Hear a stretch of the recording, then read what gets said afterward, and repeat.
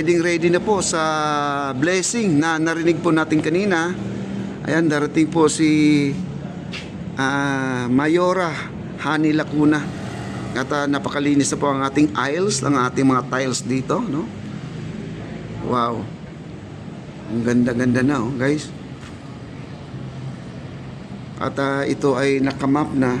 Hindi ko lang alam kung ito pa ilagyan ng parang wax, mga kaibigan, para medyo may kinang ng konti, no? Ayan, no? Ang ganda na, oh. Nilinis na po talaga. Ayan, nakikita po natin medyo basa pa ang kanilang tiles. Kakapunas lang, pero baka may isa pang pahid to, mga kaibigan, kasi napapansin ko parang meron po siyang puti-puti, no? Yung kumbaga powder ng semento. Ayan, no? Ayan, punta po tayo dun sa kabila. Pasyalan po natin. Malinis na po ang, ayan, inapak-apakan pa natin, guys, oh, kasi basa pa, oh. Napak-apakan natin. At wala pa ditong nakalagay ng mga bulaklak. Ayan, wala pang mga bulaklak, no? Mga halaman na para sa cutting ribbon o ano ba yung mangyayari dito. Blessing pala to. Ayan, at magkakaroon ng dasal, may basbas. Ayan, napakalaki po. Iikutin ng pari, mga kaibigan, no? Napakalaki. Kasi siyempre isama na po yung phase 1A siguro, kasi karugtong po talaga dito yan. Ang layo na pong lalakarin ng ating pari. Ayan. Ang ganda po, no? At dito sa labas, at natanggal na po yung mga basura. Kaya pala tinanggal na yung mga basura, guys, dito. Kasi pansin ko, ayan, oh, wala na pong basura dito. Ayan, wala nang basura. Tinanggal na po. Isang truck po na hinakot po nila yan. Oh. Wala na, malinis na, no? Wala nang basura.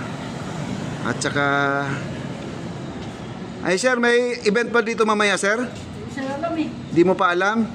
Ayun, guys, no? At marami talagang ako naman ay nagulat din ako, na-surprise din ako ngayon na meron daw ganito. Pero abangan po natin, kasi dito ay parang wala silang announcement, no? Pagkagaya nung pumunta dito si Secretary Jerry Acuzar, mga kaibigan, hindi rin namin alam yun. Kahit na nakausap natin sila architect at saka si Engineer Ray, hindi sinabi na darating surprise, no? Sabagay, nakakaalam naman talaga dito yung mga officer ng DSUD, mga kaibigan. Kaya napakaganda po, grabe, super kinang po, no, ang ating esplanade. Yan, at first time lang po talaga nagkakaroon ng ganito na sa tabi ng ilog. At paalala ko, mga kaibigan, itong ating esplanade ay papuntang dagat pala ito. Sa 25 kilometers po na galing sa Manila Dibay, Laguna Dibay, papuntang Baseco. Kung alam mo yung Baseco, mga kaibigan, dagat na po yan, naghalo na po yung tabang at saka alat na tubig, mga kaibigan. Kaya sabi ko, napakaganda talaga to. At abang-abangan lang po natin. Ang sabi naman ng ating architect,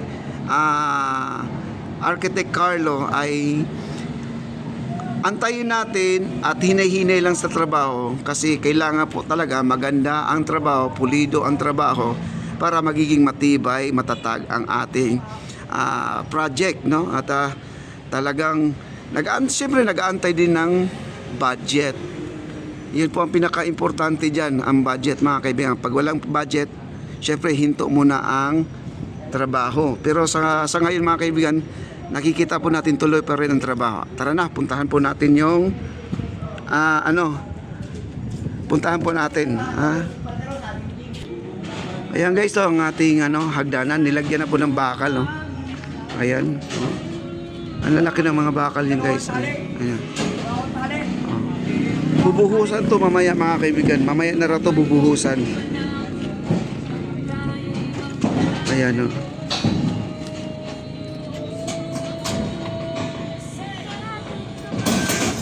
Ayan, at nandun po sila sa itaas ngayon. At naglalagay ng mga bakal. 16 po na bakal yan. 20 at saka 16 na bakal ang ginamit ngayon. Ang lalaki. Grabe, oh, laki ng bakal, no? Ayan, punta po natin si Rex, nandun po sa dulo. Ayan po si Rex, nandun po sa dulo ha guys. Puntahan natin. Mas maganda doon, may bubong na oh. Maganda ang pwesto ni Rex, no? At tingnan po natin yung mga gumagawa guys, no? Ayan po, naporma na po. Ayan. Ang laki ng biga nila guys. Ito yung ginawa nila kahapon. Ayan, daming bakal. At saka sulit talaga, maganda ang kanilang trabaho. At maraming bakal talaga. Para makita nyo ang mga project ng Marcos mga kaibigan, napakatibay talaga yan. Ayan. May 20, may 16, may 12 na bakal na ginagamit. Ayan. Tapos ito yung meron na siyang hakbangan ayan oh. Yan, may mga hakbangan na. Ayan, ayan. May mga hakbangan At doon sa taas. Sa Lunes na raw po ang buhos guys. Sa Lunes na.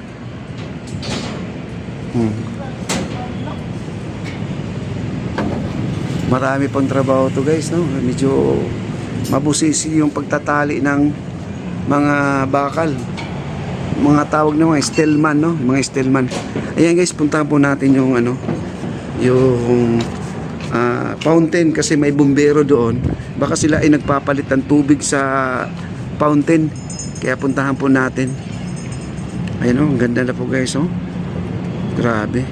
Nakikita natin medyo may itim-itim dyan. Dahil yan, nagbuhos kasi sila ng semento. Kaya siguro nag-absorb yung parang tubig guys, no? Kaya medyo basa-basa po yan. Puntahan po natin. Daming tao, daming bisita ngayon, oh. Ayan. Ang ating ilog, i-update na rin po natin. Ayan, maraming water lily.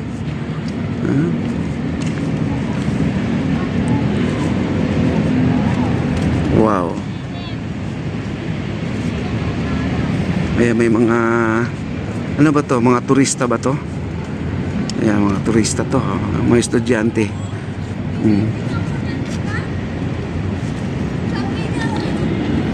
At tingnan po natin baka sila ay magpapalit ng tubig sa fountain kasi ang fountain natin ay na yata yung tubig baka nandyan yung bumbero kasi na huminto sa harapan ng entrance ng ating esplanade mga kaibigan.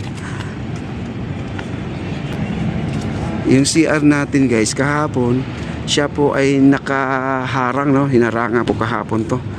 Ngayon ay tuyo na po yung semento. Ayan, tuyo na oh. At baka naman ay ito ay lagyan ng tiles, no? At dito na po tayo. Punta tayo sa dulo. Ayan, bagong dating na adobe. Ayan po, nandito pa marami. Ayan ang ating adobe sa wall natin na medyo patapos na po, no? Ayan, no? Marami na pong naitapos nila dyan. Hanggang sa dulo po yan, guys. Dito ganito.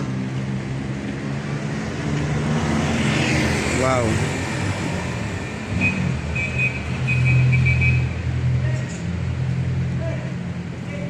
Balik kalahati lang pong ginagawa nila. Kalahati. Dito sa kabila ganun din. Ang itaas wala pong adobe, no? At parang kalahati baka iba din design doon sa itaas.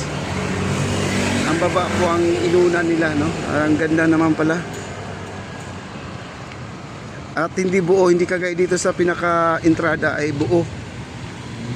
At saka may gumagawa pa sa taas. Ayan guys, may gumagawa doon sa taas.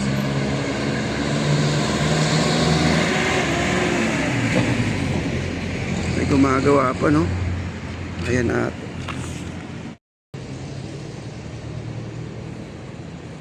wow.